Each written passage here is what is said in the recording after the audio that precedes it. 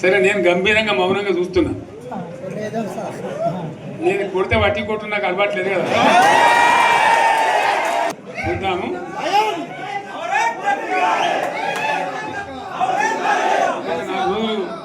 కానీ అన్నట్టుగా నేను చూస్తా ఉన్నా. కానీ మనోళ్ళందరూ కూడా ప్రతిపాదిస్తుంది ఏంటంటే, ఒక సంవత్సరం జరిగిపోయింది, సంగమేశ్వర ఆన్నే పన్నది, బసవేశ్వర ఆన్నే పన్నది, పాలమూరు ఉత్పత్తుల పథకం ఆన్నే పన్నది, కాళేశ్వరం అట్లా ఎండబెడుతున్నారు, ఇవన్నీ అన్యాయాలున్నాయి. కాబట్టి ఫిబ్రవరి నెలాఖరులో ఒక పెద్ద బహిరంగ సభ పెట్టాలి, మీరు కథ చూడాలి, ఇది జరుగుతూ ఉంది. కాబట్టి మీరు కూడా పెద్ద ఎత్తున దయచేసి ఆ సభకు కదిలి రావాలి, చాలా దూరమే ఉండదు. ఆ రకంగా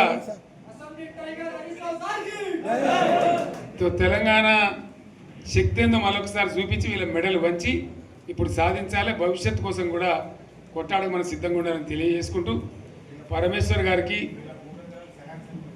అంతటి లోకమంత్రం ఇది. కోటి రూపాయల భూమి ఇప్పుడు 50 లక్షలు కట్టలేదు.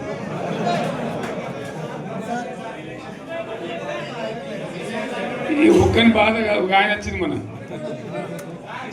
ఒక ఆయన ఒక 10 మంది వచ్చారు హైదరాబాద్కి.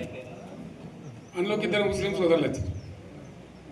साहब सोब तबाह हो गया, इफलासी मुफलसी बच्चों क्या दबे होगा, तुम्हारा क्या हुआ बहन, तुम्हारा क्या हुआ, तुम हैदराबाद में तुम लोग हैं, मेरा कारोबार है साहब, मेरा छोटा मोटा कारोबार है, होटल भी है, 70% गिर गया अब.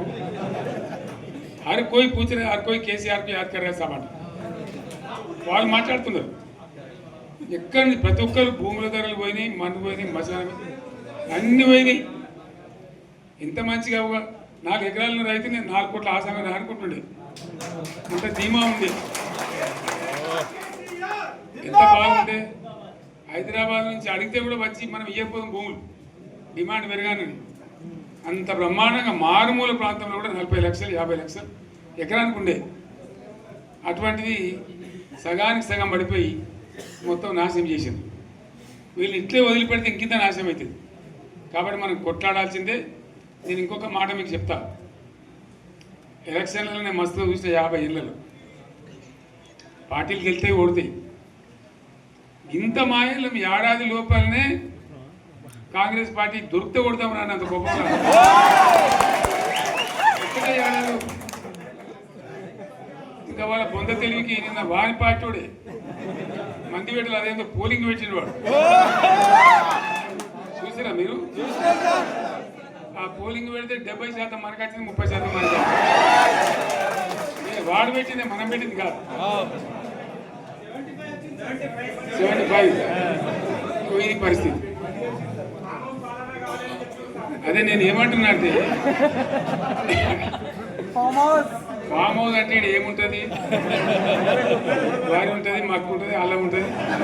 కాంగ్రెస్ వాళ్ళు అయితే మనిషి చేస్తే పారబడి తవ్వచ్చు కూడా లంగత. దీన్ని ఫామ్ హౌస్ అని మనం బదనాం చేసి అంతే కదా. నేను ఏమంటున్నా అంటే, అన్ని మప్పులు వీడిపోయినట్టు ప్రజలకు అన్నీ తెలిసిపోతున్నాయి. మంచి ఏంది, చెడ్డ ఏంది, ఏం జరిగింది అన్నీ ఇంకా ఘోరమైందని చెప్తున్నా. వీళ్ళ తెలియదక్కతనానికి ఏమైంది, నిన్న మొన్న రిపోర్ట్ వచ్చింది. Comptroller and auditor general of India అని కాగ్ అంటారు దాన్ని. కాగ్ రిపోర్ట్ వచ్చింది. పోయిన సంవత్సరం మన గవర్నమెంట్లో వచ్చిన ఆదాయం కంటే 13,000 కోట్ల రూపాయల ఆదాయం తగ్గిపోయింది. ఇంకా మార్చి పోయే వరకల్లా ఇంకో 3-4 కోట్ల అవుతుంది. అంటే 15,000 కోట్ల ఆదాయం పోతుంది. మన గవర్నమెంట్ ఉన్నప్పుడు ప్రతి ఏడాది 15,000 కోట్లు పెంచుకుంటూ పోయినండి, చెప్పేసుకుంటూ పోయింది. ఏడాది 10 నుంచి 15,000 కోట్ల ఆదాయం పెరిగేది మన టైంలో. అంత జాగ్రత్తగా మనం వ్యవహారం చేస్తాం. ఇవాళ ఉల్టా 15,000 కోట్లు పడిపోయింది. ఇంకా వాడేమిస్తాడుగా, ఇంకో ఇస్తారా? ఇంకో 4-5 నెలలు అయితే జీతాలే కష్టమైతే ఉంటుంది. అందరు పెండింగ్ పెట్టి రిటైర్ అయిన దొరుకుతలు పైసలు మీరు చూస్తారు కదా పేపర్లలో. సో ఆ విధంగా రాష్ట్ర ఆర్థిక పరిస్థితిని కూడా దివాలా తీయించారు. ఇవాళతోనేం కాదు, 100కు 100% ఇప్పటికే ప్రజలు నిర్ణయానికి వచ్చారు. డెఫినెట్గా రాబోయే గవర్నమెంట్ మనదే అని అనుమానం కూడా అవసరం లేదు. సింగూరు నుంచి లిఫ్ట్ చేసి సంగమేశ్వర, బసవేశ్వర అని 2 లిఫ్ట్లు పెట్టుకున్నాం. 2 తాలూకాలకు రెండింటికి కూడా లక్ష ఎకరాల పైచీలకు వచ్చేటట్టు ఎకరాల నీళ్ళ స్టేట్ పెట్టుకున్నాడు. మళ్ళీ మన నుంచే కావాలి, మళ్ళీ ఇది లైన్లోకి రావాలి. అందరు మంచిగా ఉండాలి. ఎందుకంటే మనకు మన పార్టీకి కులం లేదు, మతం లేదు, జాతి లేదు. తెలంగాణలో ఉన్న ప్రతి బిడ్డ మనోడే. వాళ్ళు ఏ మతం ఉన్నారు, ఏ కులం ఉన్నారు మనకు అవసరం లేదు. ఈ తెలంగాణ బార్డర్ గీత లోపలిన బిడ్డలు అందరు మనోళ్ళే, అందరు బాగుపడాల్సిందే. ప్రతి ఒక్కరికి న్యాయం జరగాల్సిందే. ఆ న్యాయం జరిగి ఆ ఫలితాలు తెలంగాణకు వచ్చేదాకా ఇంకెవ్వడు కొట్లాడాడు, ఎవరితో కాదు. అది అబద్ధాల పంచాంగం. మళ్ళా మనమే కొట్లాడాలి. అంతేనా? పక్క మాటేనా ఇది? కొట్లాడదాం కదా. ప్రాణం పోయినా సరే తెలంగాణకు రక్షకులు మనమే. తెగించి కొట్లాడాల్సిందే.